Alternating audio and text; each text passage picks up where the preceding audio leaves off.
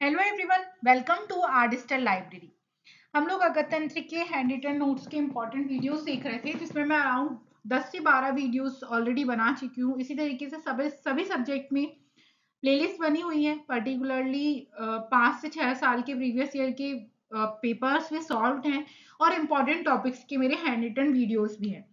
तो वहां से आप अपना सारी चीजें कवर अप कर सकते हैं और करेक्ट वे टू स्टडी जो सब्जेक्ट्स के टॉपिक्स बने हैं उनको जरूर देखें, ताकि आपको एक ओवरव्यू मिल जाए कि हमें किस पे ज्यादा फोकस करना है। आज के हमारे टॉपिक होने वाले हैं विष और मध्य में अंतर, और विष और ओज में जो भी डिफरेंस है वो ये गुण जो है लिखने के लिए आते हैं और ये बहुत इंपॉर्टेंट है। इसके बाद हम जो कि आगे दो और टॉपिक्स देखेंगे, देखते हैं धीरे धीरे। विष एवं मध्य में अंतर एवं समानता। हम लोग जानते हैं कि विष इज इक्वल टू मध्य। ये अभी मॉडर्न कॉन्सेप्ट में भी लागू होता है कि अल्कोहल का ज्यादा सेवन कितनी डिसीज का हमारे पास निदान होता है, मतलब कारण होता है। तो विष इज इक्वल टू मध्य, लेकिन क्या डिफरेंस है और क्या इक्वालिटी है ये हम यहाँ पे देखेंगे। तो विष के गुण, मध्य के गुण और ओज के गुण का श्लोक आपको रटा होना चाहिए, और बहुत कंफ्यूजिंग है क्योंकि एक से एक सी चीजें हैं तो यहाँ वहां होता है वर्ड्स। तो अभी से इनको याद करना स्टार्ट करिए, ये आपको हर सब्जेक्ट में यूजफुल होंगे।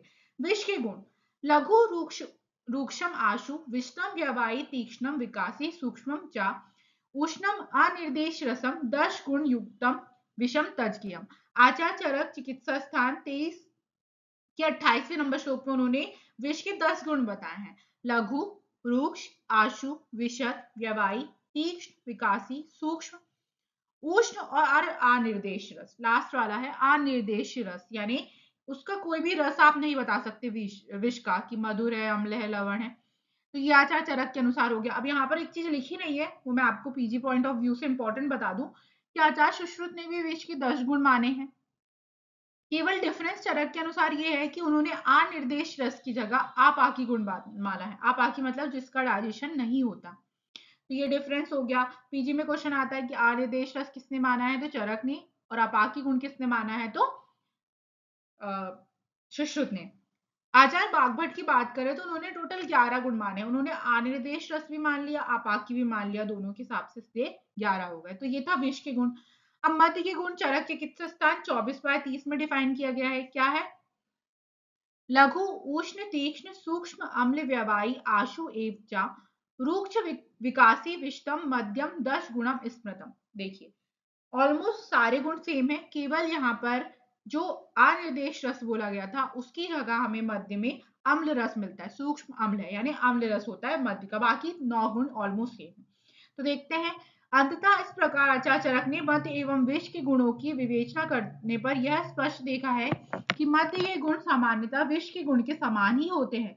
अतः इसके चिकित्सीय उपयोग से अधिक पान करने की स्थिति में शरीर में एक विष की भांति कार्य करते हुए शरीर को नष्ट की भी समर्थता रखता है। मतलब मद्य भी यदि ओवरडोज में लिया जाए तो विष की तरह काम करेगा, क्योंकि उसके गुण तो सेम है। तो यहाँ से ये चीज हमको पता चली। अब अंतर क्या होता है, तो विष में अनिर्देश रस एवं मध्य में अम्ल गुण से युक्त बताया है, क्योंकि विष के गुण में विष की अल्प मात्रा व पाक न होने की स्थिति में अंततः रस गुण की स्पष्टता व्यक्त नहीं की जा सकती। आप विष में पर्टिकुलर कोई भी रस नहीं बता सकते, जबकि मध्य में अम्ल रस होता है। तो ये हमारे लिए एक इंपॉर्टेंट टॉपिक था। हमारा दूसरा टॉपिक आता है विष व ओज में अंतर। तो लघु, रूक्षम, आशु, विषतम, व्यवायी, जो भी अभी हमने श्लोक पढ़े, वो विष के गुण का है। उसके वो आपको याद होना चाहिए। ओज के गुण क्या होते हैं, तो चरक चिकित्सा स्थान 24/31, यानी जो मदार के चैप्टर है उसमें यहाँ पर ओज के गुणों का वर्णन किया गया। तो पहला रेफरेंस तो ये इंपॉर्टेंट है। गुरु शीत मृदु सलक्षण, बहलम मधुरम स्थिरम, प्रसन्नम पिछलम स्निग्धम, ओजो 10 गुण स्मृतम। यानी इस प्रकार महर्षि चरक ने यह स्पष्ट किया है कि ओज और गोदुग्ध के गुण भी सामान्यतः एक जैसे होते हैं, यानी गोदुग्ध इज इक्वल टू ओज। जो भी हम गोदुग्ध का सेवन करेंगे तो ओज बढ़ेगा, और विष के गुण ओज को नष्ट करते हैं। इसी प्रकार यदि कोई मद्य पीता है तो उसमें भी ओज के गुण ही नष्ट होंगे, क्योंकि मद्य इज इक्वल टू विष। तो इस प्रकार हम समझ सकते हैं कि विष के निम्न गुण ओज के निम्न गुणों को नष्ट करते हैं। विष का जो लघु गुण है वो ओज के गुरु गुण को, रूक्ष स्निग्ध को, आशु एवं विशद, प्रसन्न एवं विच्छिल को, व्यवायी और तीक्ष्ण स्थिर और मृदु को, उष्ण और अनिर्दिष्ट शीत और मधुर को, और विकासी और सूक्ष्म गुण सलक्षण और बहुल गुण को नष्ट करता है। ये एक इंपॉर्टेंट टॉपिक हो गया। नेक्स्ट आता है विष मुक्ति के लक्षण। यदि कोई व्यक्ति की हम चिकित्सा कर रहे हैं, उसके बाद उसको विष से मुक्ति हो जाती है, यानी ट्रीटमेंट हो गया, ठीक हो गया वो, तो क्या क्या लक्षण मिलेंगे जब हम अपन जानेंगे कि व्यक्ति विष मुक्त हो चुका है। तो आचार्य सुश्रुत ने कल्पस्थान के 6वें चैप्टर के 32वें नंबर के श्लोक में बताया। सुश्रुत ने पूरा कल्पस्थान अगत तंत्र का ही है 1 to 8, तो ये हमको एक चीज याद रखनी है। ये श्लोक आपको इंपॉर्टेंट है, याद रखना है 2 मार्क्स के लिए। प्रसन्न दोषम प्रकृतिस्थ धातु अन्न अभिकांक्षम समूत्र जिह्वम प्रसन्न वर्ण इंद्रिय चित्त चेष्टम वैद्यो अवगच्छेद विषम मनुष्यम। Very important. जब ये अगत तंत्र की सीरीज खत्म हो जाएगी तो उसके बाद में आपको अगत तंत्र के कम से कम अराउंड 10 से 20 श्लोक ऐसे बताऊंगी जो आपके लिए एग्जाम के लिए इंपॉर्टेंट है और पीजी के लिए भी इंपॉर्टेंट है, आपको लर्न करने हैं। पहले हम सारा कॉन्सेप्ट क्लियर करते हैं।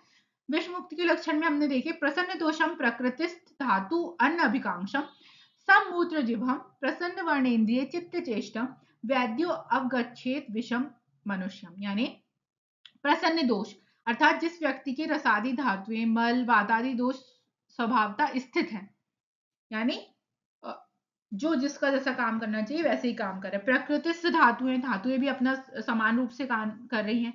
अन्न अभिकांक्षा यानी जो जिसकी अग्नि सम है, उसके भोजन में रुचि है। समूत्र जिह्वा अर्थात जिसके मल मूत्र आदि जो है वो स्वाभाविक रूप से त्याग हो रहे हैं। प्रसन्न वर्ण इंद्रिय चित्त चेष्टम जिसके शरीर का वर्ण इंद्रिया चित्त शारीरिक मानसिक क्रियाएं सब प्रसन्न हो, ऐसे व्यक्ति को वैद्य अविष अर्थात विष प्रभाव से मुक्त समझे। जो हमने विष युक्त रोगी के लक्षण पढ़े थे उससे जस्ट अपोजिट लक्षण हमें इसमें दिखने को मिलेंगे। इंपॉर्टेंट टॉपिक है। देन आता है विष के उपद्रव, यानी कोई व्यक्ति विष का सेवन कर लेता तो क्या क्या कॉम्प्लिकेशन देखने को मिलते हैं। सबसे पहले आपको नंबर याद रखना है, क्या क्या रखने, टोटल 4 ही कॉम्प्लिकेशन माने हैं, लेकिन आचार्य वाग्भट ने 16 माने हैं, टोटल 16। तो नंबर तो पहले हमारे लिए एमसीक्यू या पीजी के लिए इंपॉर्टेंट है। दूसरा नाम, तो आचार्य चरक ने मद, मूर्छा, विषाद और हृदय द्रव्य, यानी मद नशा जैसा उत्पन्न होगा, चक्कर आएंगे।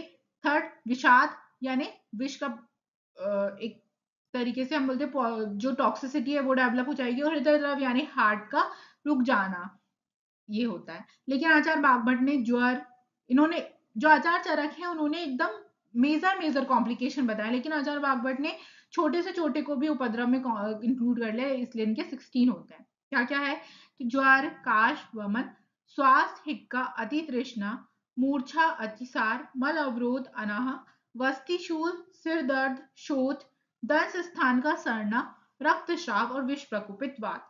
नंबर इंपॉर्टेंट है, नाम आप धीरे धीरे करके करेंगे तो हो जाएगा। चरक का तो स्पेशली याद करना है क्योंकि हमारा चरक चिकित्सा स्थान का 23rd चैप्टर है विष, तो उसमें तो ये चीज पूछी जा सकती है। तो ये था हमारा एक और टॉपिक। होप कि आपको सीरीज समझ में आ रही हो। मुझे कमेंट करके जरूर बताया करिए क्योंकि इससे मेरा मोटिवेशन मिलता है कि मैं आप लोगों के लिए ये सब मेहनत और करूं। Thank you so much. Stay connected with our digital library for more videos.